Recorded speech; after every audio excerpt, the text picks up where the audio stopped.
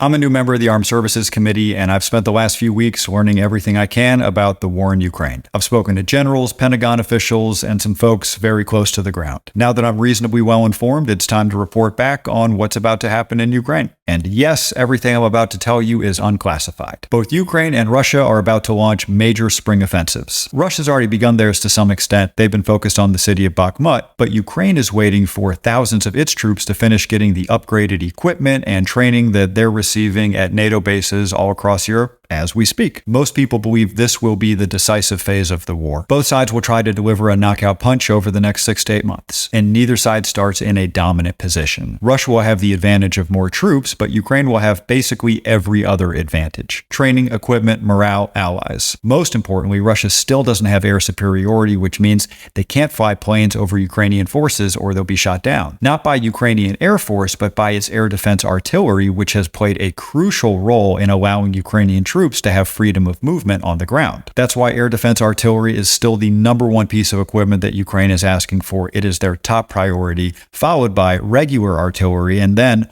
armored vehicles. And according to Ukraine, after those priorities, then it's fighter jets. They've requested F-16s, but the concern is that the quickest we could probably get the planes, maintenance teams, spare parts, and trained pilots in place would probably be next year. Ukraine's best offensive hope right now is the influx of tanks and armored vehicles from its allies. These are Leopards, Challengers, Abrams, Bradleys, and Strykers. But learning to use these vehicles to their full potential means learning a completely new way to fight. It takes a much higher level of coordination to synchronize the use of artillery, armor, and ground forces. It's called combined arms warfare, and it's the crux of how Western forces fight. Ukrainians are getting a crash course in that training right now, and then they're going to have to turn around and put it to use on the battlefield immediately, which is not ideal. But they'll be going up against Russian troops that just got drafted and thrown into this war against their will with very little training and much older equipment. Russia is taking tanks out of reserve storage from the Cold War. They are so short on tank commanders that there are reports of medics operating tanks. Russia's also running low on artillery shells and is turning to China for more. We have intelligence that indicates China is considering supplying Russia with artillery shells and other military equipment. If they do, it will be a huge international problem for China, which they know well, and that's why it hasn't happened yet. And Russia has kidnapped thousands of Ukrainian children and paid Russian families to adopt them and even change their names so they can't be found by their families after the war. Add this to the long list of Russian war crimes so far. Many of you have asked how much we've spent helping Ukraine. It's roughly $113 billion,